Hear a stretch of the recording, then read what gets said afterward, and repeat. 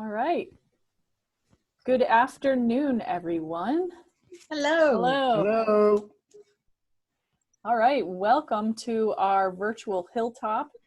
Students, we're glad that you could join us today. Just a few items of housekeeping. If you have any questions or any technical difficulties, students, go ahead. We're going to start out just using the chat function. We may open it up to a broader conversation as we move on. But in the meantime, if you have any issues, just feel free to text, use the chat function, and it will come to me and I can hopefully help you out. But without further ado, welcome to week 2 of our Career Pathways series. This week, we're talking about the career field of education. And when we talk about education, we really mean it in the broadest sense. And I'm really excited about our panelists that will be working with us today. They come from a wide variety of backgrounds and they do all kinds of different work. You know, some of them have experience working in classrooms, in schools. Some of them have a lot of other experiences, but they're still working to help educate others on any number of issues. So I really think that you'll find today's conversation really interesting. I think especially so with what has gone on over the past 2 weeks. I think that one thing we can all agree on is that education can be a real way to help change the issues that we see going on in our world today. It can be education in the small ways of, you know, educating people in your lives about maybe some of the injustices that we're seeing BIPOC folks experience. It can be educating yourself, going out there and doing some reading or doing self-reflection on ways that you may help contribute to issues of systemic racism. We can look at education more broadly, as I know our minor looks at, like what are some of the injustices that are out there that are present, and how can education be used as a tool to help change those injustices and better work for all people, so that people have better access to not just education, but, you know, everything else to help have a fulfilled life. So I think that our speakers can all really kind of speak to that today. So I am going to go ahead and turn it over to them to introduce yourself. How we're going to do this is we're going to have them all introduce themselves, talk a little bit about their career path and how they've ended up where they are. And then we'll go ahead and break into Q&A, and we'll do some prompted questions and also turn students to your questions that you have. So I'm just going to go with the order of folks that I see on my screen. But Gwen, if you wanted to kick us off, if you can say what you majored in, when you graduated, and then just a brief background of your career journey thus far. Hello, everybody. My name is Gwen Dujardin, and I graduated in 1989 from the College of Arts and Sciences as an English major and sociology minor. First thing I want to do is thank you all for being here today, and for taking the time and the initiative and the courage, frankly, to show an interest in education, which is fundamentally an optimistic thing to be interested in at a point of profound economic insecurity and social upheaval. So thanks so much for being here, and I'm really looking forward to the conversations with you. My most recent career was as a university professor. I was an English professor at a research university up in Canada.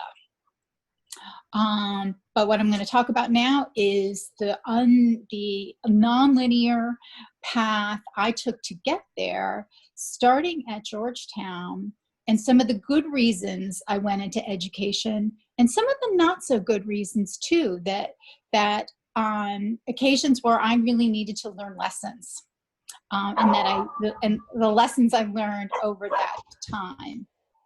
First, when I was at Georgetown, as I said, I was an English major and English major and sociology minor. And so the first way you're learning about education is as being a student yourself. and in situations where you have opportunities to compare and contrast, between, the different faculty members and how they approach teaching you and how you learn, because those don't necessarily happen at the same time, on complex material in different ways.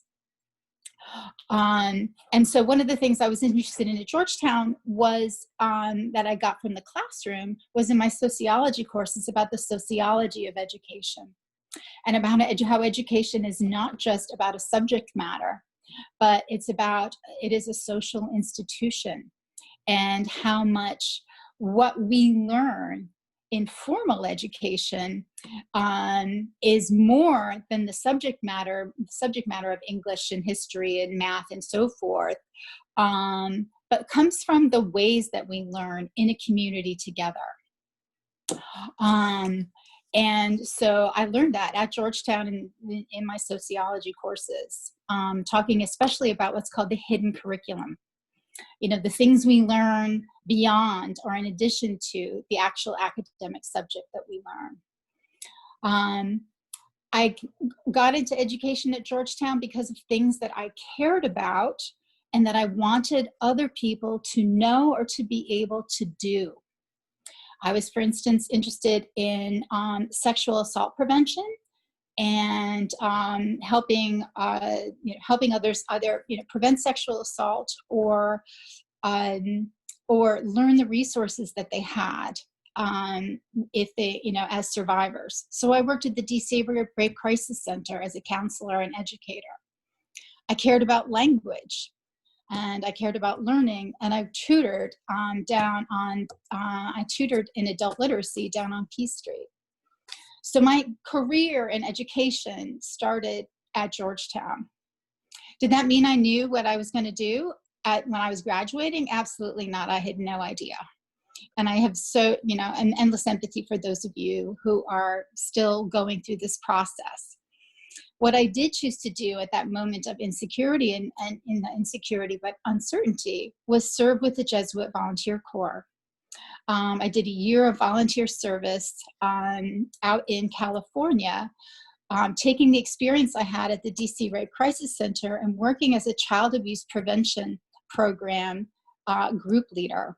I taught kids how to be safe, strong, and free, and learn how to both prevent abuse or assault and once again, develop coping skills afterwards. From there, I went to, and so I really highly recommend the Jesuit Volunteer Corps as a means to, or other volunteer service activities as a means to explore your own interests, and as a means to explore education as part of a philosophy of social justice. From there, I went to, I taught, I had friends who were beginning to teach at an all-boys high school in East LA. And so I moved from San Francisco down to LA to work as a counselor and teacher. I never learned more than in that position, and in particular learned about my own privilege and good and bad reasons not to go into teaching. I had to unlearn my white savior privilege, that I should not, that I should not enter a community in which I was the person of difference and assume to project and or patronize by imposing a set of values or a set of assumptions onto a community that was not my own. And I needed to learn that, and I learned it through experience there. And from there on, I learned the extent to which teaching is not just a position of authority that we need to reflect on, but a deep position of vulnerability and an ongoing learning process itself. I'm going to skip forward a couple of years to when I got my master's and my PhD. Now, rush show of hands, I can only see a couple of faces. Now, how many people are interested in, are thinking about like schoolroom teaching? Couple of people, you know, some university teaching, possibly. Okay. Well, if you're interested in classroom teaching, you're doing the first thing you need to do, which is you're getting a BA, right? If you're interested in classroom teaching and at the public school level, you would need to go on and get more education in the form of a form of teaching certification. You would research how to do that in your own state. But we have, you know, lots of alums who've gone on to teachers' colleges, such as at Columbia and Harvard and other schools, to get their teaching certification in teaching public schools. If you want to teach in higher education, you would go on to get your PhD. Where the master's sits in there is many people get a master's degree to increase their knowledge in their own subject area as a further credential for elementary or secondary education. You get your PhD when you're interested not just in teaching, but in producing knowledge itself, which in many ways is a false dichotomy because all teaching is learning. But what the difference is you want to continually research something and produce scholarship on it. At the same time, you are in a classroom mode and you're sharing expertise with young people in college and university settings. I happen to get my PhD in English literature. And so I've been there with all of you who've thought, oh my gosh, you know, what am I with my degree? I can't get a job with my degree. And I've worked with tons of students in that area. And I approached my degree, my teaching as an English professor is about working with students on learning about the ways that discourse operates. How does language work to create, advance, accelerate, or interfere with understanding? And using things like, you know, poetry and drama as a medium to talk about greater importance of how we use language in all contexts. I always told my students, I really don't care if you learn how many lines there are in a Shakespearean sonnet, but I do care that you learned about the ways that artists constructed language in ways to create meaning, because that lesson extends to any career and to our lives as citizens. I also got my PhD largely on the history of English education. And in particular, the transition from when people just learned English, because it's important to make the distinction between learning and education. We're learning all the time from sources all around us, right? And we need to pay attention to the ways we learn and the messages that we picked and all the various formats that we do, and we'll talk more about that. But education, so say with the English, people learned English, people learned how to speak English. You learned how to speak English before you were 5 or 6 years old. But then you went to school to get an education and be taught once again, all over again, how to write English, speak English, you know, and basically academic, you know, English as a subject of learning. And what are the institutional and social ramifications of that shift? I'm thinking about our language, our mother tongue, not merely as the language we use to communicate, but as a subject of learning through which people make distinctions amongst themselves and one another. You know, about it's just things like, you know, whether or not you're a good speller, like that's supposed to say something about you, right? That is the power of education to actually facilitate discrimination and contribute to inequities, when our ambition is to use education to decrease inequity and to empower people through language. Does that make sense?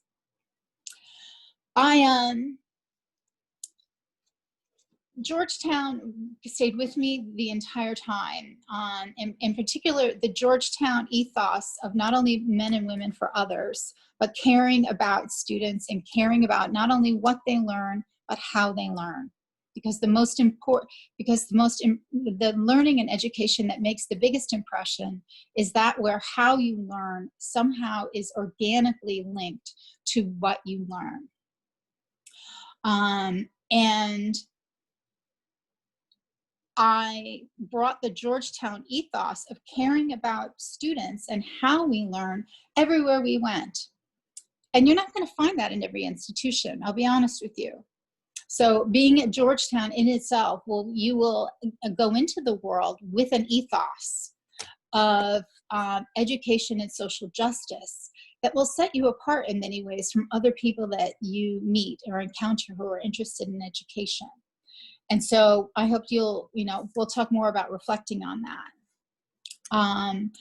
I retired last year. I became chronically ill with, of all things, a brain disease that affected my memory, that affected my ability to speak while standing up, which are pretty much what you do when you teach, right? And it was devastating. My life was dedicated to helping young people like you,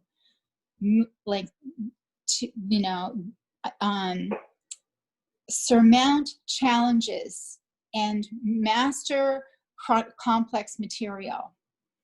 And I had to resign from my formal teaching position. And now I'm in a position just like you, where I'm asking myself, how does this interest in caring about helping young people learn how to self-actualize themselves and articulate themselves as in the ways that they want to. How do I take that skill I had and move it back into community education, which is where I started? And so if you're feeling any compassion for me, I want you to turn that into compassion for yourselves and for all the challenges that you have in front of you, because you're facing so many uncertainties right now. And I really, appreciate your interest and your care about helping others, and hope that we'll come up with, all the ways that you can turn that into any number of careers. Wonderful. Sorry, I went on too long. I wasn't expecting to go first. Thank you, Gwen. Thank you. And thank you for being so open and sharing about, especially where you are right now. So we appreciate it. Nothing is linear, right? No, definitely not. But so, just because I'm not a college professor anymore doesn't mean I don't have the same skill. And that's, you all have skills that you can turn into all sorts of different kinds of positions and careers. Yeah, thank you. You've given us a lot to chew on, and I'm sure students will have questions. So with that, I did want to go on and make sure we get to everyone. So Tim, would you mind going next and introducing yourself and a little bit about your career path as well? No, I don't mind at all. Thank you very much. Great to be here. Appreciate the invitation to participate. For everyone who is seeing me for the first time, I am not an Oompa Loompa, and I am normally not orange. For some reason, the camera is making me orange, but just don't pay any attention to that. I run an organization called Urban Prep Academies, which operates the country's first all-boys charter public high school. We have 3 schools now in the city of Chicago serving a highly economically disadvantaged students coming from really tough backgrounds. I got here and just like Gwen, it's a very non-linear path that got me to this point. I was an undergraduate student at Georgetown University in the School of Foreign Service, graduated in 1989, went to Georgetown Law School. While I was in law school, a professor of mine from undergrad became the head of a Catholic school in the city there in DC called Archbishop Carroll High School, asked me if I would be interested in teaching or had time to teach a class while I was in law school. So I did that, absolutely fell in love with it, and much to my parents' dismay, ended up becoming a full-time teacher and a part-time law student. Finished the degree, stayed out there for another year, then came back home to Chicago to start my political career. I was intent on being the first Black president of the United States. I think there are many people who go to Georgetown, while they may not want to be the first Black president, they all seem to want to be president or senator or governor or something like that. So I stayed with I was not an outlier, basically. Got back to Chicago and started volunteering at an all-boys Catholic school here called Hales Franciscan High School. And I was just helping them with some fundraising. And they asked me if I wanted to be the president of the school. And I was 27 years old. And, I thought it was because I was so awesome, but really they wanted me to do it because no one else would take the job because the school was broke and enrollment was declining and there were so many challenges there. But I took on that job and we had a great deal of success. And then I made the decision that what I wanted to do was try to make those types of educational opportunities available to everybody or more people, because one of the things that I knew for sure about my life was that my education, my parents' education, my grandparents' education was what led to me being who I was and led to me having the opportunities that I had. And I figured I needed to be a part of trying to broaden that. It's a very interesting thing to think about now in light of everything that's going on with George Floyd and the Black Lives Matter movement. Because basically my entire life, while I have been extraordinarily privileged, like all of us on this call, we're privileged by the very fact that we were able to attend Georgetown University or work at Georgetown. I still always felt my entire life as being the exception to the rule of what it is to be a Black man from Chicago, from the South Side of Chicago. So the rule was I was supposed to be a gangbanger, or I was supposed to have come from a single parent household, or I was supposed to not graduate from high school or not go to college or graduate from college. I mean, that was the expectation. And I lived outside of that my entire life, and kind of didn't realize that that was the rule, because I was so used to seeing people who were so much like me, whether it was growing up at my private schools in Chicago or even out in DC. And I came to a realization when I was running that school, Hales, that this is a significant problem and we got to be a part of the solution. And so I got a group of people together and we started Urban Prep. And our goal was just to focus on African-American males. Didn't matter what their educational level was. We wanted to just make sure that they had an opportunity to attend a high quality school filled with people who really cared about them. And so we started Urban Prep, and we've been tremendously successful. It was one school, and then we now have 3 schools, and 100% of our graduates are admitted to college. And so, I get to say that, 3,000 young Black men, because of what Georgetown gave me and inspired me to do, have high school diplomas and college admission letters as they walk across the stage at graduation. And that's a tremendous thing. And I'm incredibly grateful for the experience that I had at Georgetown, which I believe significantly inspired me to do the work that I'm doing now. So that was the path to how I got from where I was for Georgetown to where I am now. And I'm happy to have further conversation as we go on about, what I think the industry the education industry is all is you know, the ups and downs of it all are, and happy to share more about my journey and what I've learned along the way. Wonderful. Thank you, Tim. Yep. Next, Kelly, would you like to introduce yourself? Hi, I am Kelly Amos, and I am the founder and president of Loudspeaker Films.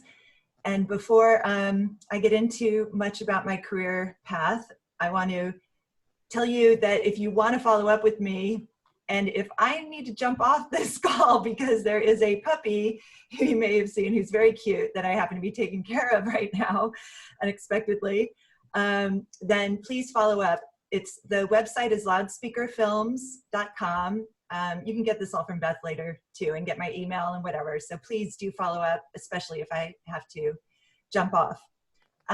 Thank you, Gwen and Tim, because you hit so many different points I was thinking about.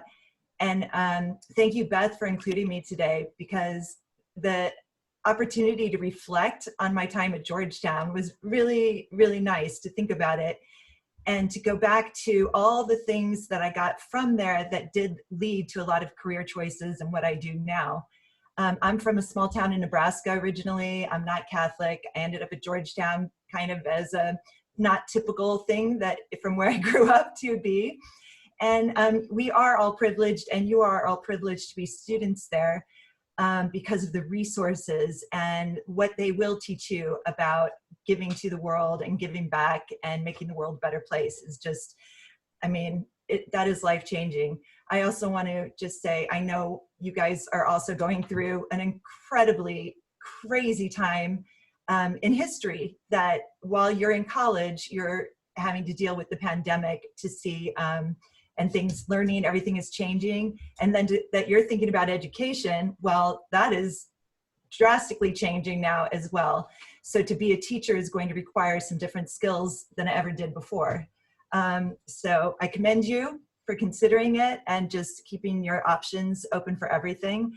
While I was at Georgetown, I also volunteered at the after school kids program and tutored. And I had one little boy named Tyrone that I think he and I developed a good relationship, and I learned a lot from him about public education, about Washington, D.C., and about education in America generally. I also became the editor of the New Press, which I'm not sure is still there. It was a women's journal that had been started about 5 years before I got there. And I'll come back to why I want to mention that later. So while I was at Georgetown, I was in the college. I was an English and French double major. The New Press is still there. Okay, that's great to hear. So I worked with the New Press and volunteered. Actually, I'll go to that story because Gwen just said it. It is still there, so you might know what it is. And I was the first woman to get, I was able to get the New Press onto the media board at Georgetown. Up until that time, every editor of all the publications had been male. And I don't know, I'm guessing most of them were white, if not all. So during my senior year, I fought for the New Press to be included on what's called the media board. And I was the first woman to get to go to the fancy cocktail party. Who knew that's what their board meetings were? All men in the room, they were not excited. And I say that because in other instances after that, I have learned that being brave and saying, you know, I don't know if I can do this. Am I the person? No one's going to tell you, you are the person who can make this big change. You have to feel it yourself and just try. And so, you know, if looking at my also kind of weird career, I guess, in some ways, the goal is always trying to make the world a better place. Human rights, equal rights. So in that sense, every choice I've made has been towards that goal. How can I be of service? And I think when you choose that as your goal, you almost can't fail because everything is a learning opportunity. Are you going to make the most money? Rob's not, but maybe, I don't know. But you are going to feel that everything you do is on a mission driven. And I tell you, that is the most important thing, I think, looking at it in retrospect.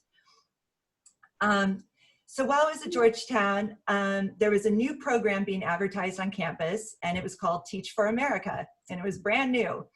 And I was one of, I think, 500 people, recent college grads, who somehow got accepted into it.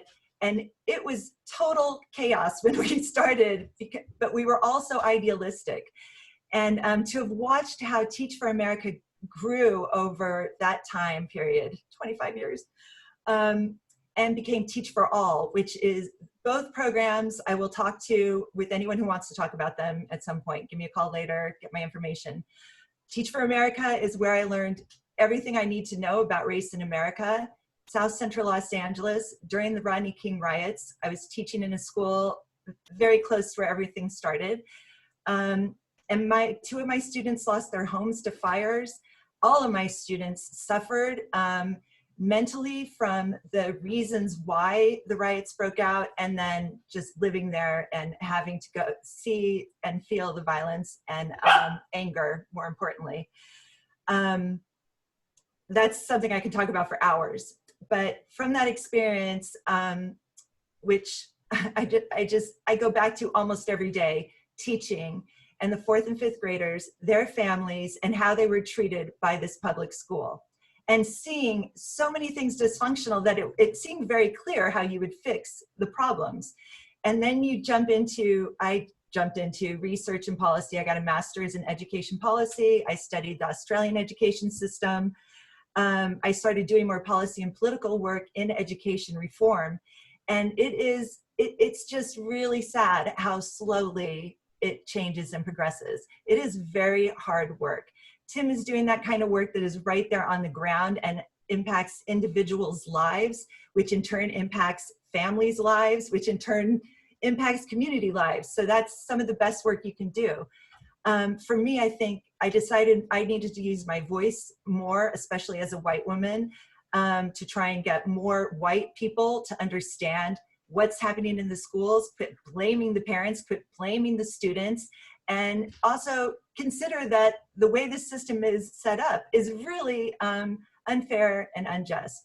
So I've been trying to use my voice in different ways. I've helped pass some bills to get more funding into lower income schools, especially in Washington, D.C., help build new school buildings. You can look up my bio on the Loudspeaker Film site. But all of those things were towards getting more opportunities to low-income kids of color, and especially Black boys. And there's some personal reasons why, but mostly just because that is where you see this path to prison over and over again.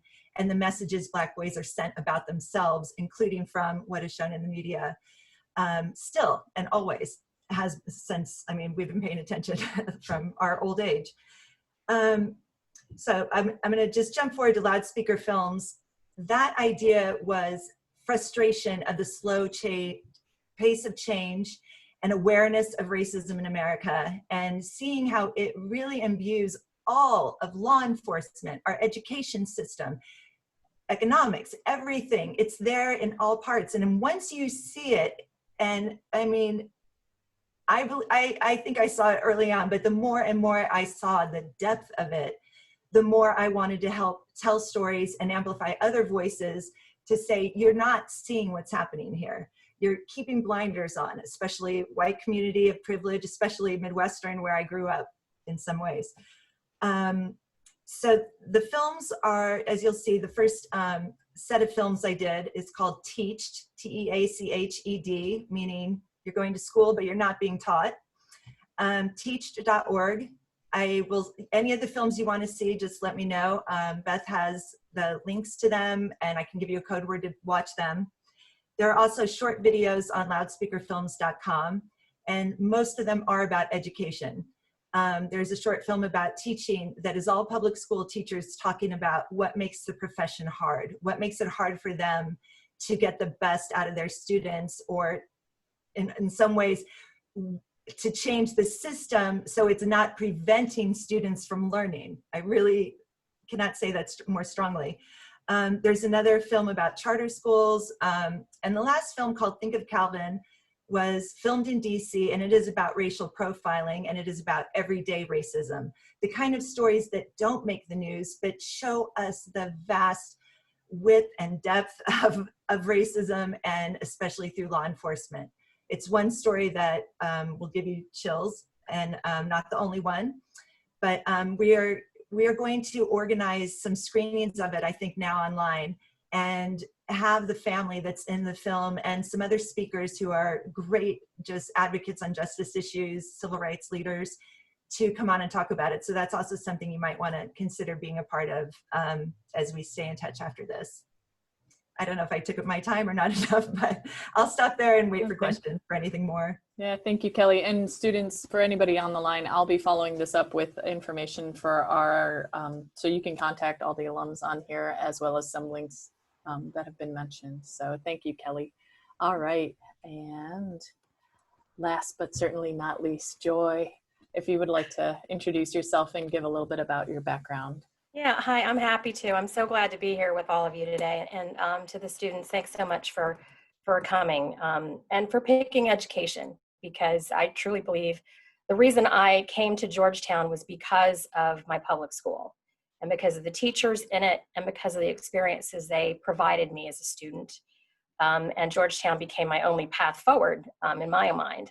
So I deeply believe in the transformative nature of great schools. So, so you're going to get confused a little bit about what I do right now and how this relates to education.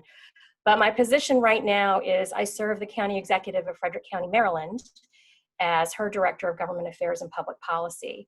And my responsibility is basically a lobbyist for the county. I move the county executives in Frederick County's legislative priorities forward, whether they're federal or the state level, or with our county council. And it's because our government acts like a mini United States government with an executive office and then a legislative office through the council. So in terms of social justice, this really appealed to me as a job because it continued to serve my community. For example, the last bill that we got passed was an expansion of the state renter's tax credit to qualified seniors, people with disabilities, and households with children. And it gave us another tool in our toolbox in order to create an environment of affordable housing in the county. But I will say in a nutshell that where I am today, which has its roots in all of my education experience, I feel like is kind of an accident and is certainly not any way, shape, or form linear. And it started with coming to Georgetown. I was in the School of Foreign Service. I graduated in '89, and my area of concentration was regional and comparative studies in Africa and Asia. And Georgetown really fed my curiosity about the world and about other cultures and about other philosophies, which I think is really at the base of my love of policy issues, because I really believe that if that is done correctly, that's where systemic change happens. It's galvanized by all the things that you're seeing around today that's happening, you know, with the protesters and the demonstrations and people standing up and making their voices heard. But at the end of the day, it's people who sit around and hash out whether it's a policy in the HR department at a company or a policy in government or training for police officers or what have you. It's people that do that work, that guide the work of others and that make change happen. So I started really with a love of just being with students. All my summer jobs were always with students, whether they were at a school or a summer camp. And I've always held working with kids. I find them very re-energizing to be around them. So I think it's important, especially for people in education, to not only love their students and people who learn, but to really believe in everybody's unique abilities and their unique potential, and that truly everybody has them and has gifts to share. You're just wanting to give them opportunities to unlock and find them. And so I started, I think the most impactful experiences that I've had that have brought me to my policy work and the policy work that I did in education was through a lot of things that again happened sort of accidentally. I started off at Foreign Policy Association, which is a civic education organization that tries to educate Americans specifically about global issues. so that they understand what is happening in international affairs and how it affects this country, and they're able to make voting decisions, basically, um, um, in an educated way. And that led to some curriculum development that led to still working with students, particularly at the secondary level. So I continued my work in that way. I also did nonprofit work. But really what I have to say, my staying at home with my 3 boys is something that led me to where I am, because I ended up getting involved in my local PTA, like lots of parents do. But that morphed into getting involved at the county level with our county PTA and advocating to our school board for a lot of different things that we felt that there was a gap for students. And then that led to, from the county level, working with Maryland PTA and advocating at the state level for the things the entire state of Maryland needed in terms of family involvement, in terms of resources. And then that led to a few people saying, you know, why don't you run for the school board? And I just want to get back to something I think Kelly touched on, and it was the idea that I don't have an education degree. I have very little classroom experience. I'm not qualified to be on the school board. And I just think that you have to, like she pointed out, first of all, know that it's important to you and it's important enough for you to take the risk, and that nothing comes out of life without risk, and that you should go ahead and try it if you really believe in your heart that that's the thing to do. So my 2 terms on the school board, because I was so interested in public education and the way it transforms kids' lives, I did a lot of work at the policy level, not just locally, but at the state level. And I'm proud of a lot of the policies that we put forward as a school board. Before I left, we started a racial equity committee. We wrote an equity policy, and it really changed the dynamic of our discussions at the board level. And I heard it in our discussions at the staff level, when you hear leadership and staff talking about, well, how is this equitable? And if we put this regulation in place, what students are we leaving out? And what barriers does this eliminate, or what barriers does it put up? All because we put in a policy that said, you have got to apportion resources, you have got to put staff, you have got to put in programs that equitably deal with kids where they are and what they need in order to succeed. It's not equal, it's equitable, and that's a really hard concept, particularly for a lot of people to get their hands around and really understand, because it seems like a zero-sum game. Generally, as if if you give to some kids X, then other kids aren't going to get Y, and that is not always the case. Unfortunately, in public education, sometimes it is, but it's important enough, because we are every day. It's a huge sense of urgency on my part, because every day we are leaving kids behind, and we are leaving an enormous amount of kids behind. And it takes a lot of us to really be focused on what needs to happen in order to put barriers down and to provide opportunities that are equitable amongst all of our students across the state and across the nation. So going back to my Georgetown experience, what really helped me and what really gave me a foundation for this work was the contemplation that it requires, and the reflection that it requires, because you really, in order to do good policy work, you have to have a deep understanding of the issues, what kind of problem you're trying to solve, and that you probably are not the first person that have come up with any kind of solution. There's solutions all the way through our history, and we have to know where we've come from and why we were there to begin with, in order to solve the problems that we have today.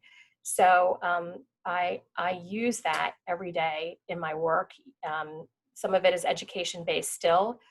Part of the reason I got this appointment was because of my work on what's called the Kirwan Commission in Maryland, which is a 3-year labor of love. There were 25 of us appointed by the governor, by the leadership in the Senate and the House.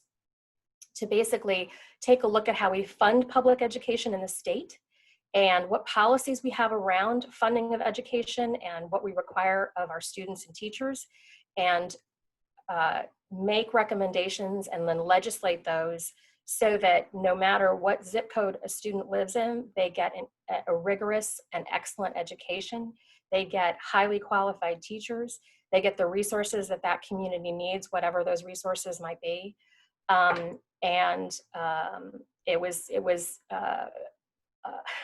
probably one of the best things I've ever done in my life. It's not done, and it's because education and policy making it gets very political. Education is one of the most political things that we have today, weirdly enough. And unfortunately, you know, we say it in education all the time, when the elephants fight, you know, it's the grass that gets trampled, and in education, there's grass. That grass is children. So I really am committed to making sure that we as adults are looking out for children's interests and not protecting adults' interests. And that's what's so crucial and important when you're talking about policy work. And that the other thing I just would like to share with you is nothing beats real world experience. It brings us to where we are in our lives today.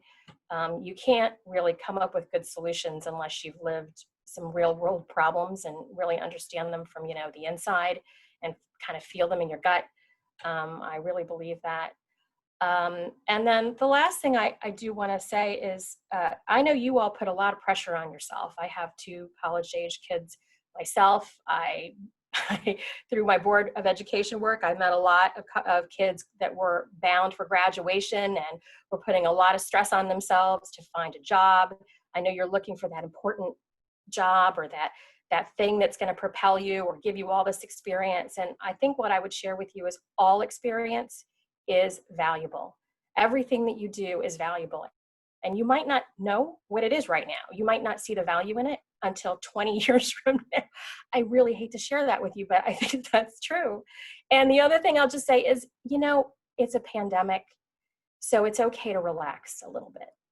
I think people are going to give you a lot of leeway when they look back at this time and say, oh, this was your summer during the pandemic. So it's okay that you don't have some crazy internship at some highfalutin place, right? It's okay because there was a global pandemic. So that's what I'll leave you with. Thank you. Thank you, Joy. And I think I saw a lot of heads nodding throughout, especially when you said that education is one of the most political fields out there. I think I saw all of our panelists nodding. So I think that was an interesting tidbit. So at this point, for all those on the call, I did want to go ahead and open it up for questions. If you have a question, please enter it in the chat box, and then I will call on you. But to start off, I think a few of you kind of hit on this a little bit, but you all spoke about this being a calling and being something that you were very much drawn to. Was there something, whether it was a class or a professor or an activity, that you experienced while a student at Georgetown that you can look back on and think, yeah, that gave me, you know, a skill I needed, or that gave me the insight I needed to look into the field that you did?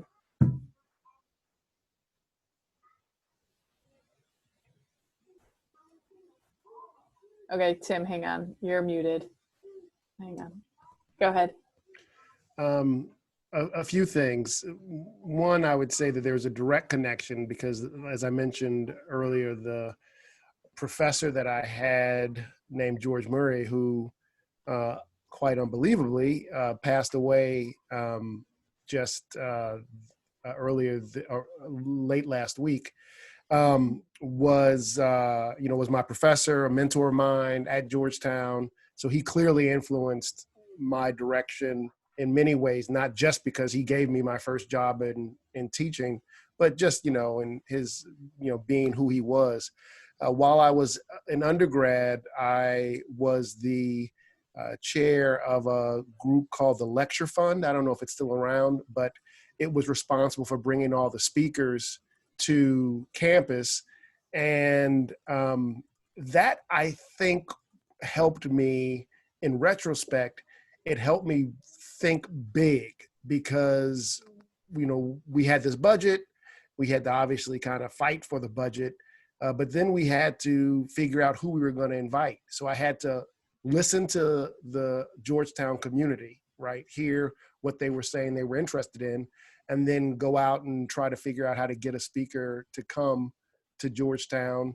And, you know, it was, you know, there was no one. I mean, I remember at one point, there were a bunch of people saying, you know, it would be great to have Jesse Jackson speak, because there was some particular issue going on, not unlike what's happening right now.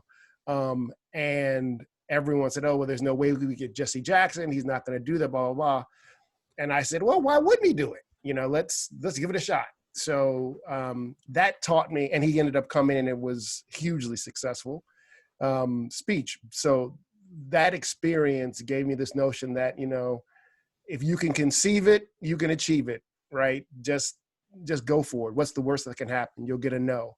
And that certainly came in very handy when we were applying to open urban prep, because you know, there was no school like this that ever had been created in the country. And here we were trying to create it, and we applied and got rejected, went back another year, applied, got rejected again, went back a third year, applied, and were approved. So that kind of think big, relentlessness, stick to itness was definitely something I picked up while I was at Georgetown, or at least it was augmented while I was at Georgetown. And I would say the experience I had at Lecture Fund helped a lot.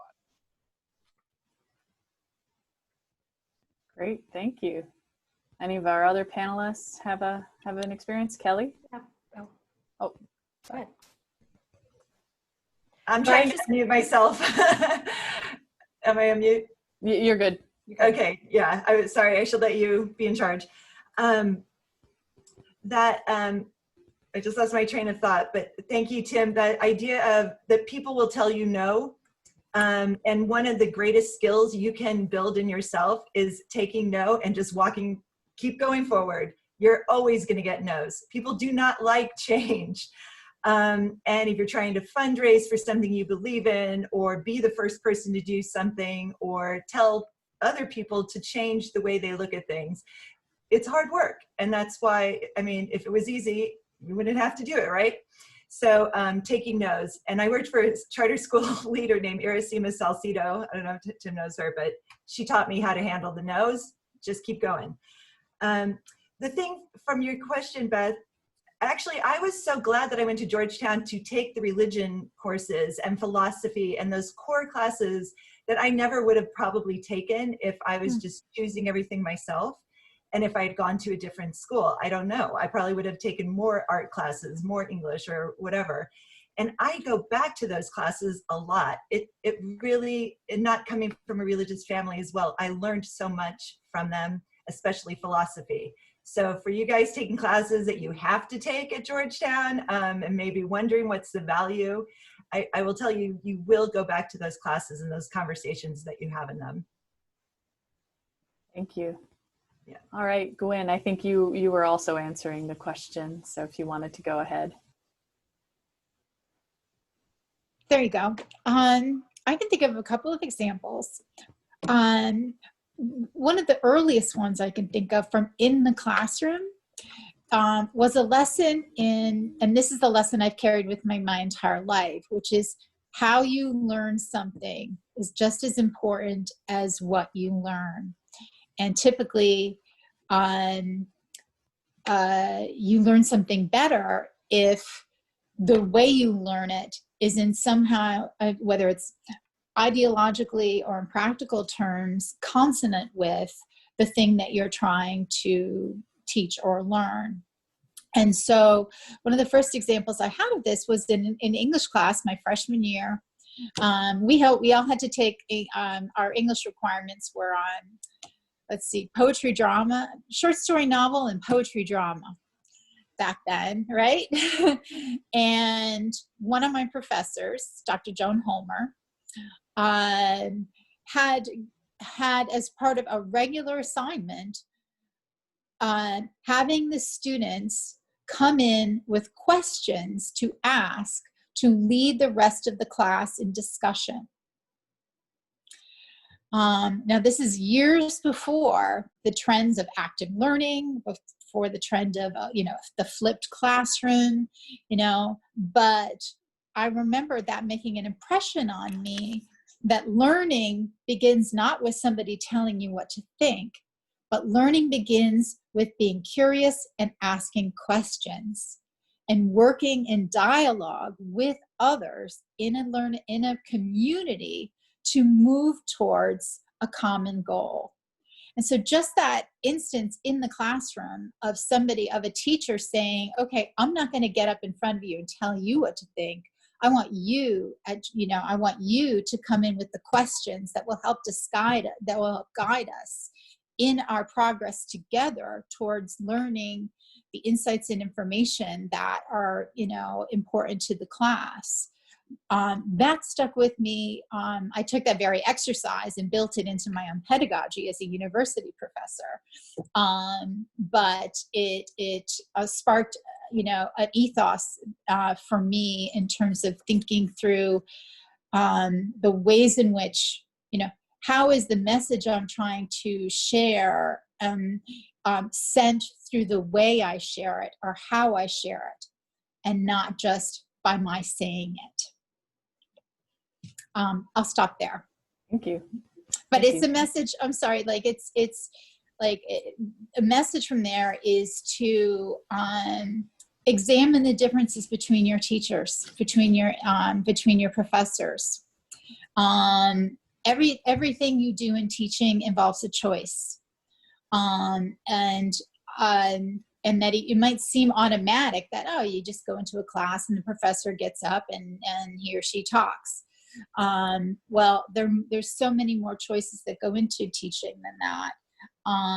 And you're in a position to basically study all your faculty members and consider, okay, what choice did he or she make to help me learn this material?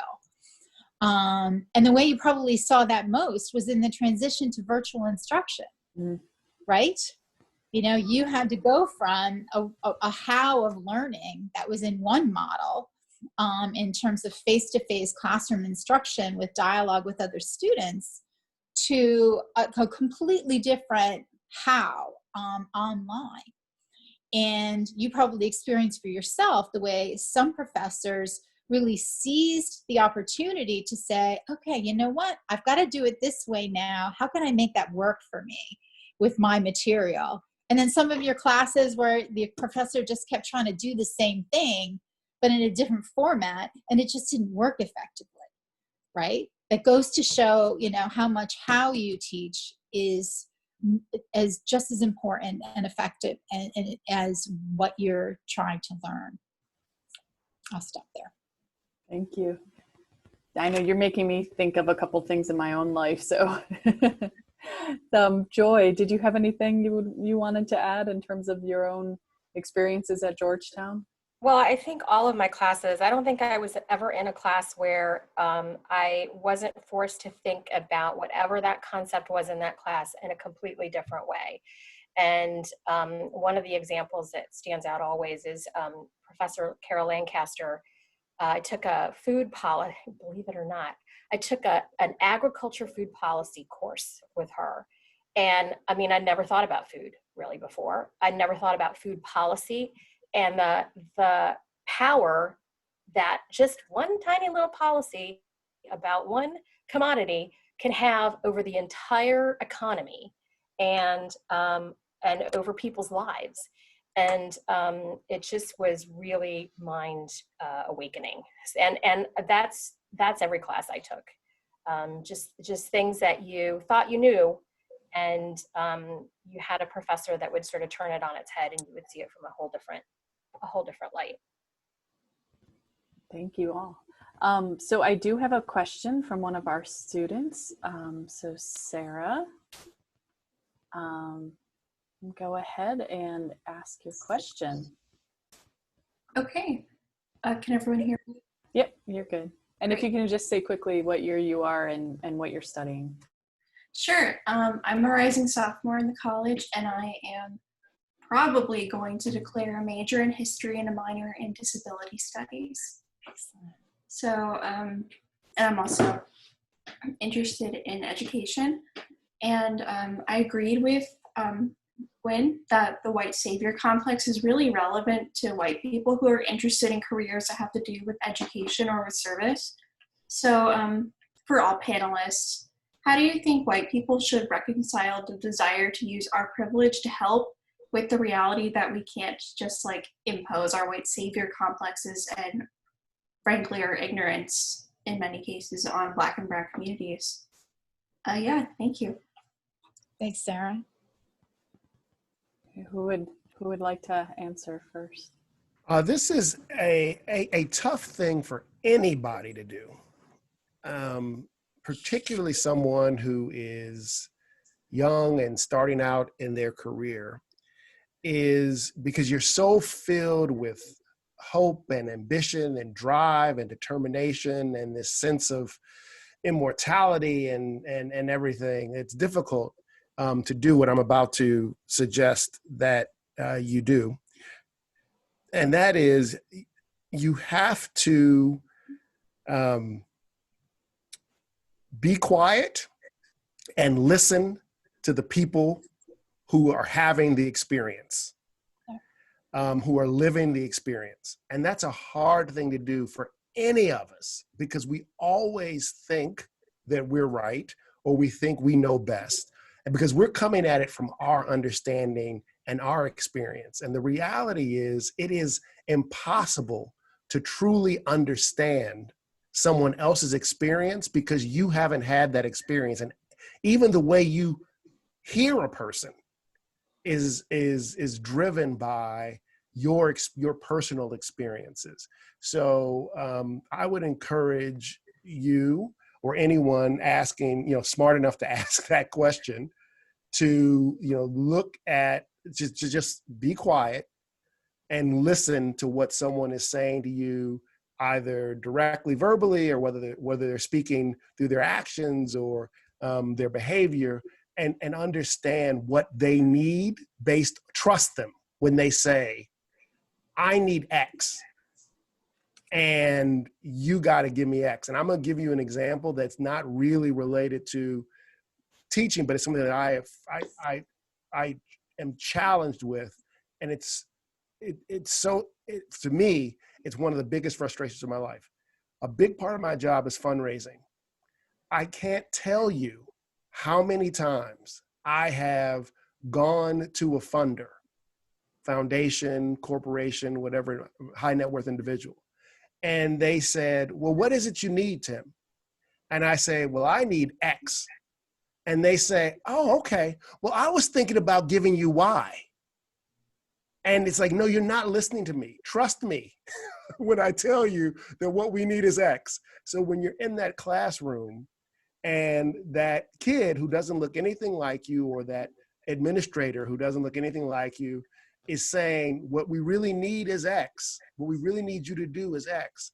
I would encourage you to do everything in your power to listen and try to do X, as opposed to doing what you think they need or what you think you should be doing. I'd say that's wise experience for any industry beyond education. And I know that's something that I have faced in my own career, or especially early on with bosses and clients. So thank you, Tim, for that. Do any of our other panelists have any thoughts on Sarah's question? Yeah, Okay. Oh, sorry. I beat you to it. I'll be fast. Yeah, I guess the most important thing is to know that you are not going to be perfect. You are going to make mistakes, and that's life in everything, that you are constantly learning. Oh, wow, my reaction to that. Let me stop and consider how I went about that. Or do I think I'm right, and why do I think I'm right when this person is saying X and I'm saying Y make more sense? By the way, Tim, you're going to love the next film I'm making, so we're going to have to talk about it. The other thing I've written about I call it default thinking. And when you think about the trauma can be passed down in people's bodies and their families, DNA, literally. So can sort of the trauma of being perhaps the tormentor, or the default thinking that you don't even know you have absorbed just listening to the community around you and as you're growing up and what your parents have said and their parents said. And I speak out of true experience of my own, growing up in a small, almost entirely white town in Nebraska, that I have had to learn, why did my brain, have this idea when the truth is right in front of me? I'm seeing it. Do I not believe my own eyes? And so once you realize that, it's like this default thinking, we have to stop it and recognize it when it's there. And I think that's true for everything, not just race, but also gender and everything, because we can't put ourselves in everybody's shoes, but we can have empathy and try, and we can see the problems where they are and try, and know that you're going to make mistakes sometimes and apologize if you do, learn from it, and keep moving forward. Thank you. Gwen, I see you have your hand raised in a very academic style manner.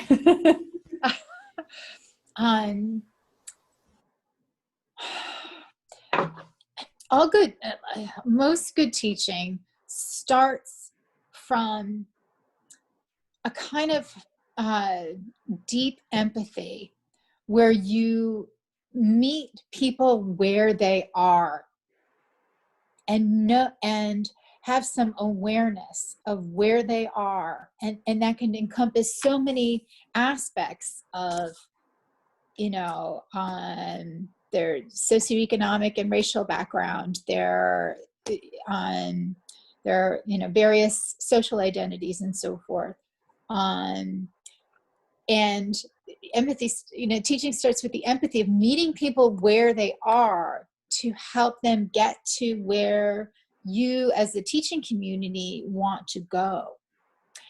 And there are politics in that, right? Because on the one hand, someone who's a teacher or instructor has been vested in a position of authority over others.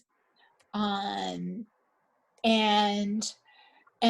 so to answer your question, Sarah, got to go back to your question, is to be highly self-aware of the authority that you carry, the authority that's been imputed to you, and the authority that you cannot lay claim to. That when it comes to certain forms of empathy, you need to be humble. You need to be and vulnerable to be able to articulate, even when you're ostensibly occupying a position of authority, to have the courage to be vulnerable, to say, I don't know about this. What can I learn from you that can help us move together on whatever we're moving towards in terms of teaching and learning?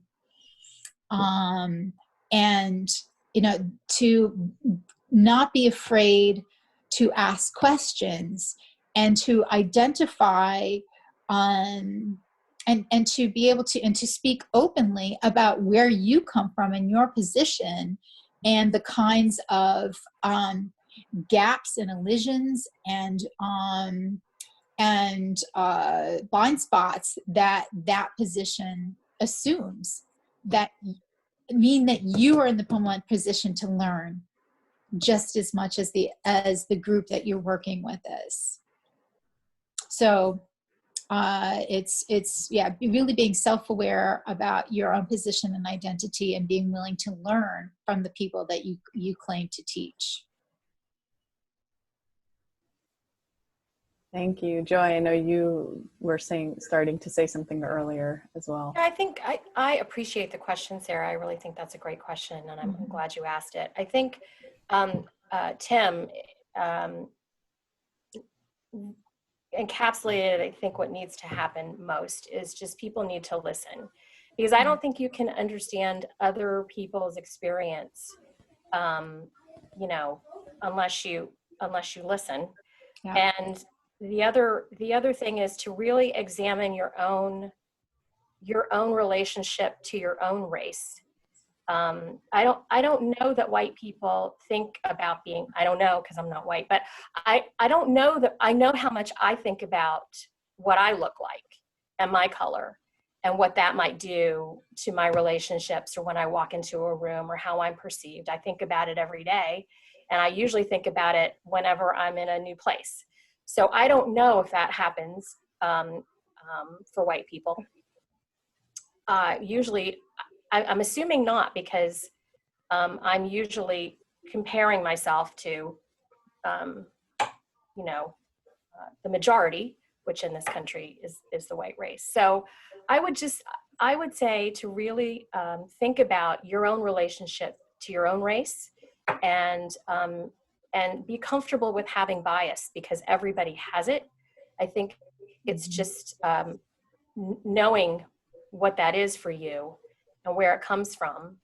And then the other thing I would suggest too is I think people don't understand really how we got to where we are. And when I hear people say all the time, you know, I mean, slavery was hundreds of years ago, and this is old stuff, and people just need to, you know, it's the systems that we put in place over the last 2 centuries that have systemically rigged the entire system to keep some people from not succeeding and building wealth and participating, and other people giving them the benefit of an easier way and path to succeed and build wealth.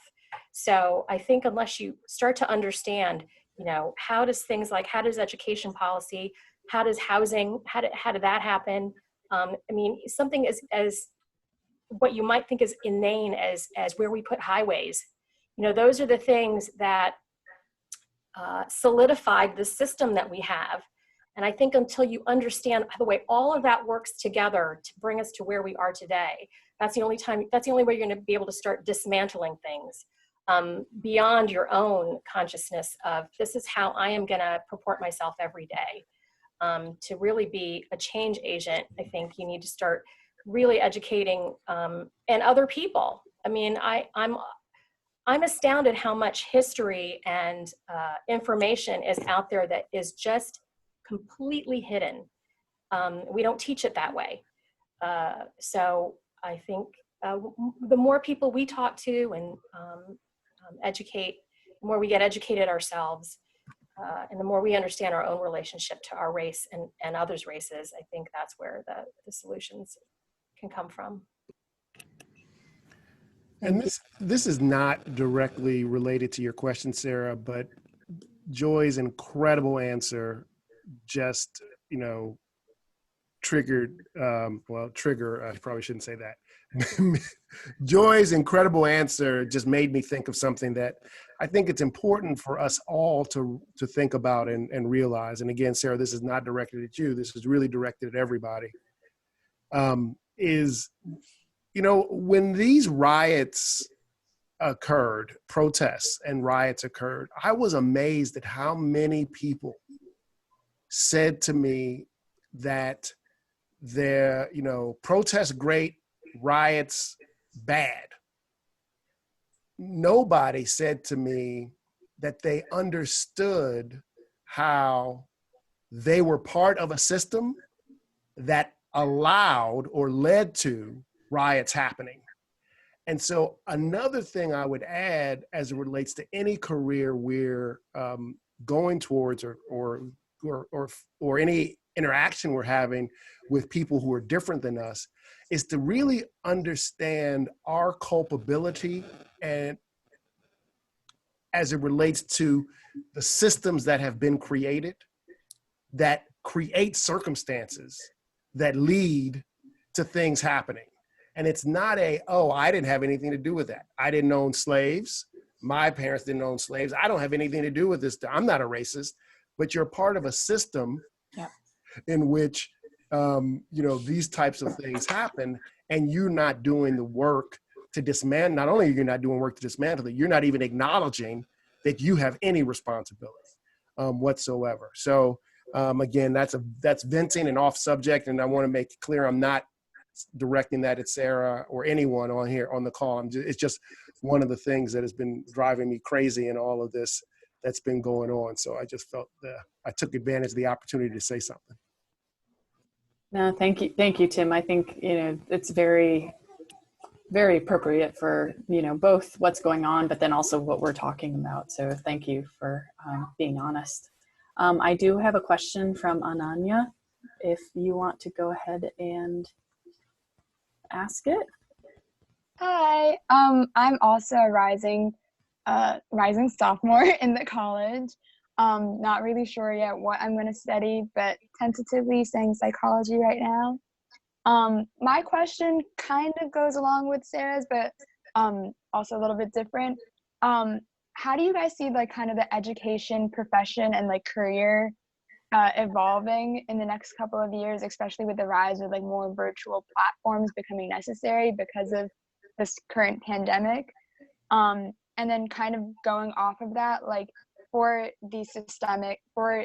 groups that have been systemically like unable to access certain resources, how is that evolution going to impact them, like say communities that might not have access to as good internet and that? I know that's a bit long and broad, so I apologize. Thank you. Who would like to take that one on? I'll start.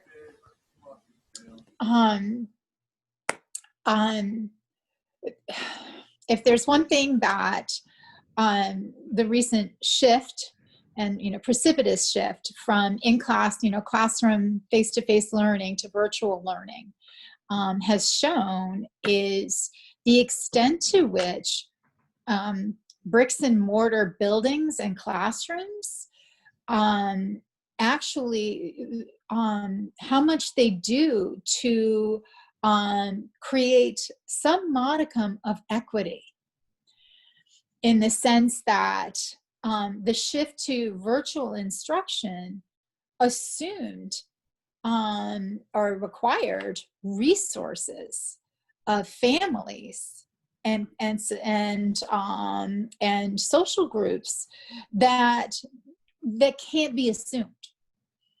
So say in our family, we were lucky to have, each of my children had their own room and had their own computer, to be able to, conduct, to carry on with their, high school and college education, respectively. And they had their own space to do that.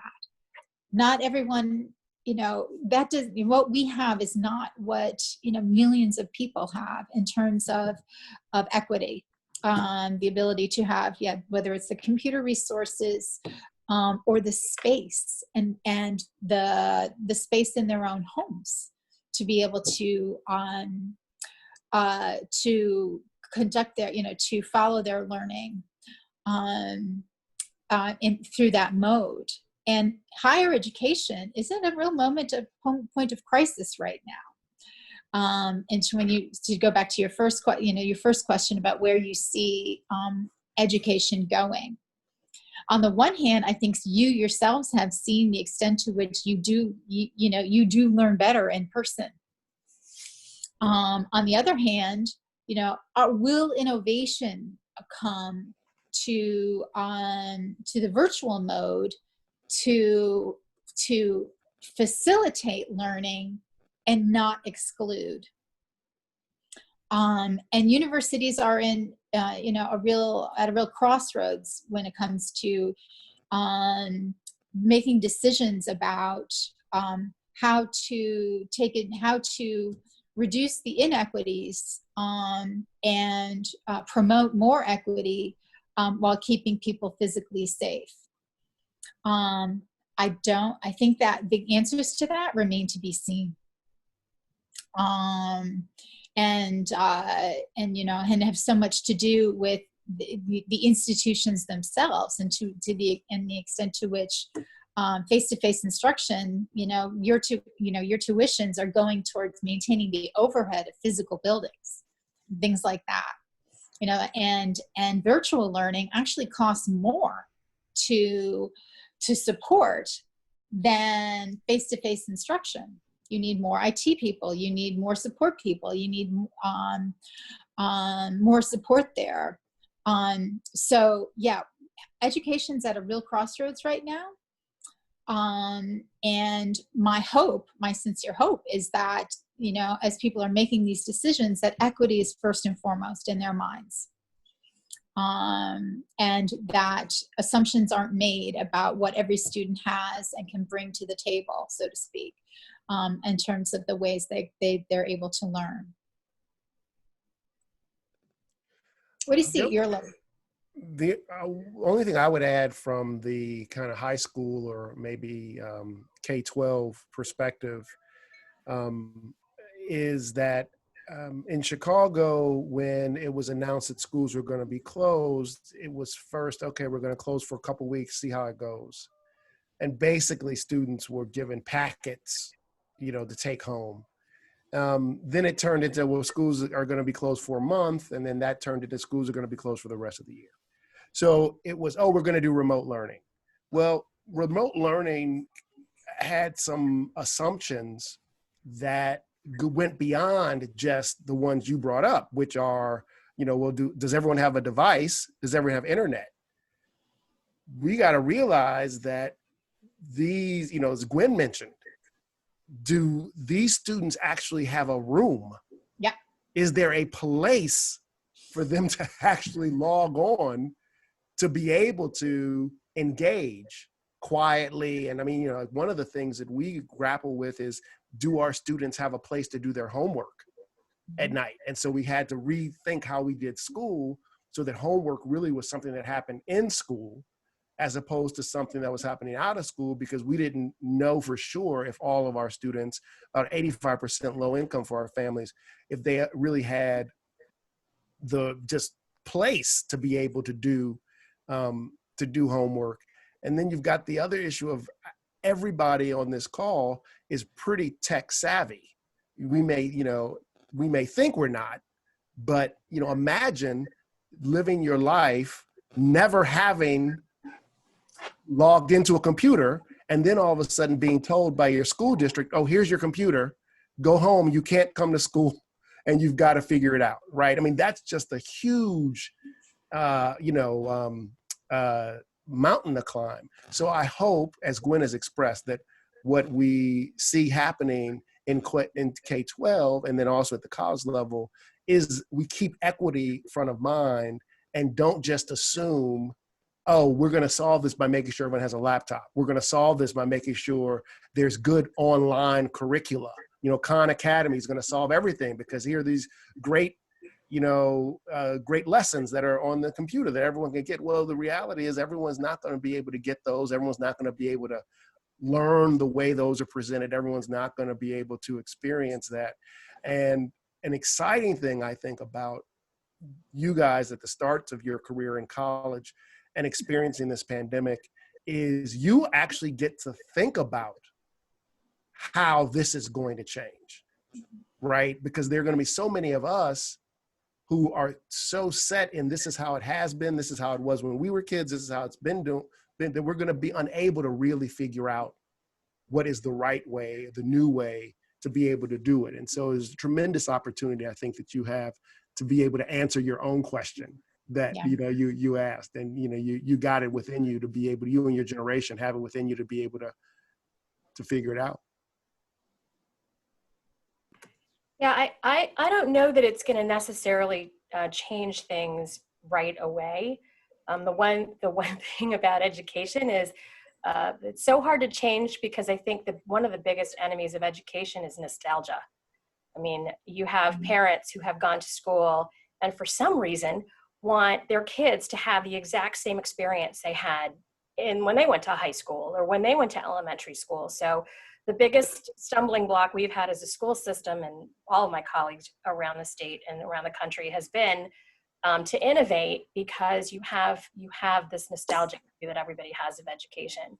What I'm hopeful about, though, is I guess if you could call it a silver lining, this pandemic has uncovered all of the needs that kids have that schools have responsibility for. I mean, down to food and healthcare. And I think people didn't see that. I mean, people really, that wasn't something visible to most people. But when you have communities that are feeding people, feeding kids every day out of a school bus because that's the only food that they're going to have today, and it's not sort of tucked away in your cute neighborhood school, or things there's plenty of rural poor communities that don't have broadband. So even if they were to have a laptop, there's no way for them to use it.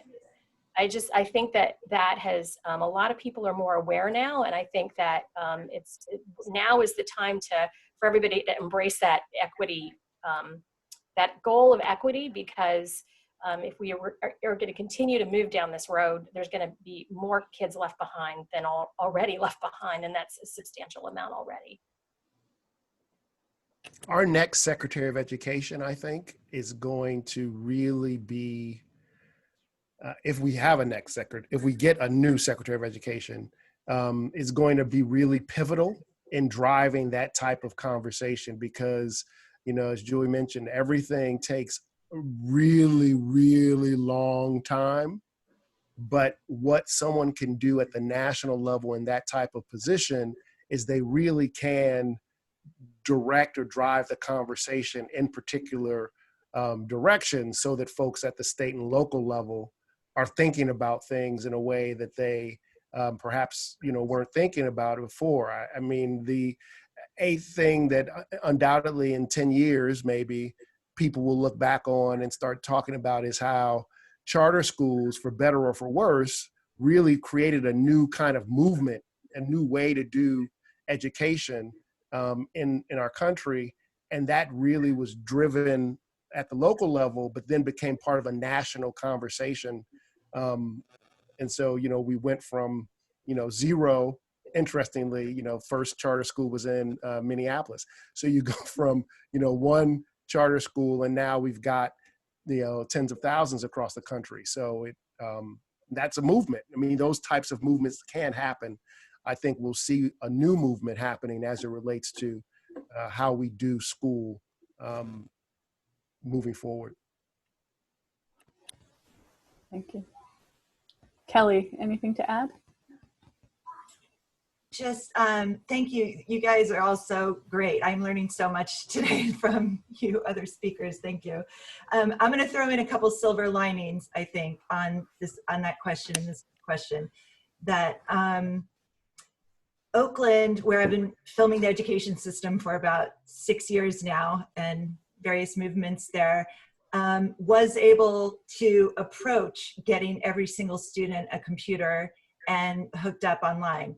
Of course, all the other issues still exist, but to have seen that community protest and strength and mobilization managed to pull together public and private resources and realize that's the first thing we need. I mean, that was impressive to me, how quickly they managed to do that.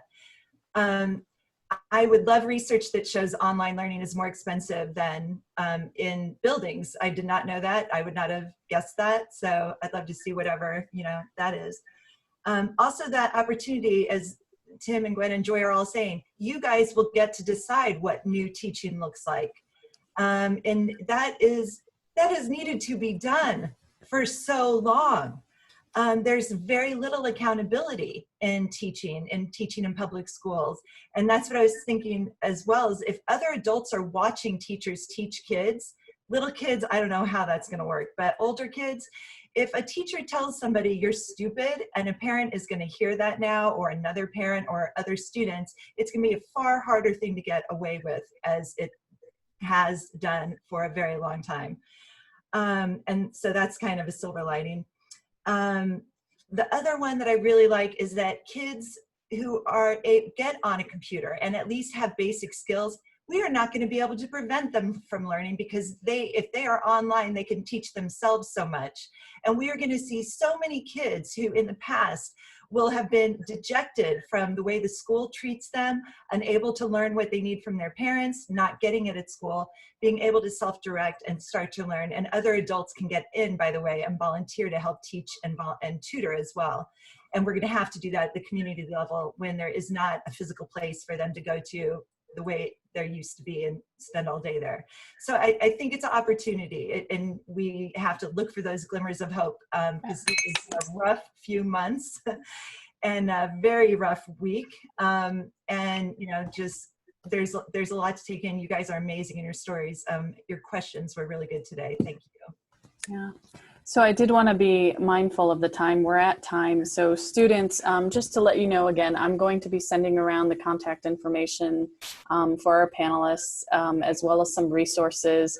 Both us and CSJ, who very generously worked with us on this initiative, do a lot in the area of postgraduate education work, whether it's volunteering like TFA, like Kelly did, or other organizations. So I will send along that information for all of you. But before we broke, I just wanted to open it up one last time to our panelists. If you had any last words that you wanted to say, quick tidbits for our students before we sign off. I just had some recommendations. If you're interested in education, start keeping a teaching and learning journal. Think about, you know, how on what occasions, you know, when do you learn effectively? When do you not learn effectively?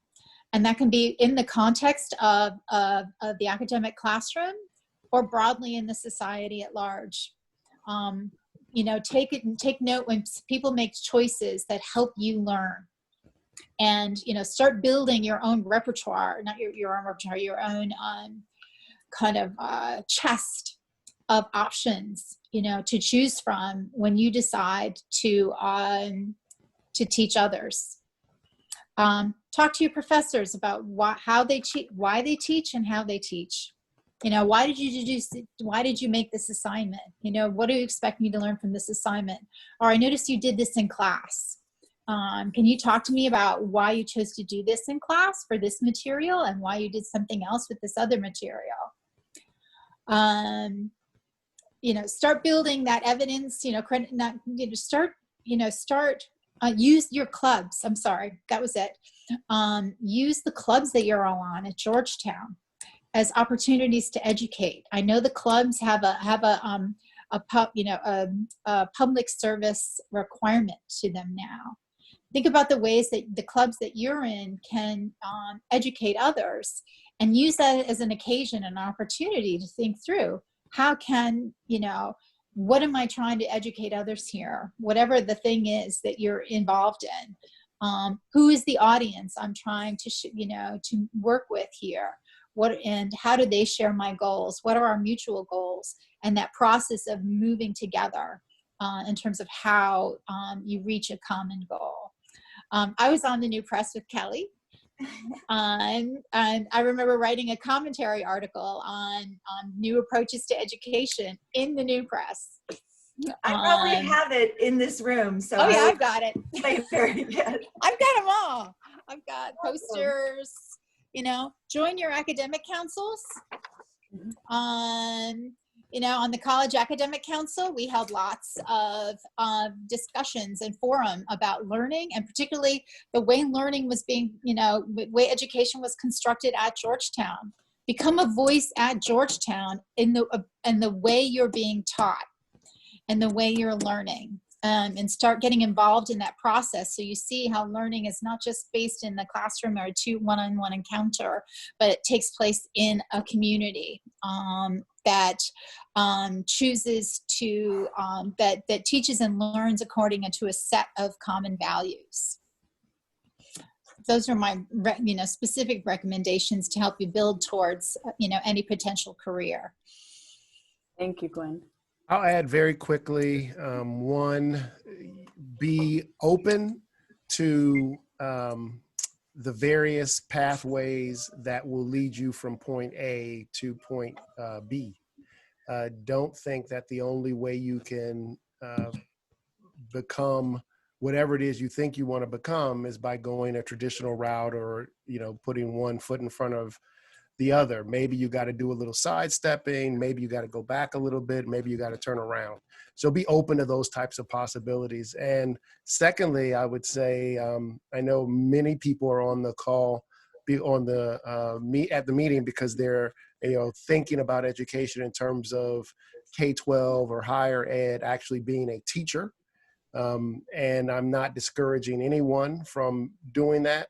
I would just say that think about what it is you want to actually accomplish, and then decide what's the best way within the world of education for me to be able to accomplish that. It may be being a researcher. It may be being a college professor. It may be being a elementary school teacher. It may be being a policy person. It may be starting a school. It may be trying to, you know, get the finances and budgets of schools or school districts in order. There are myriad ways to be able to positively impact the field of education.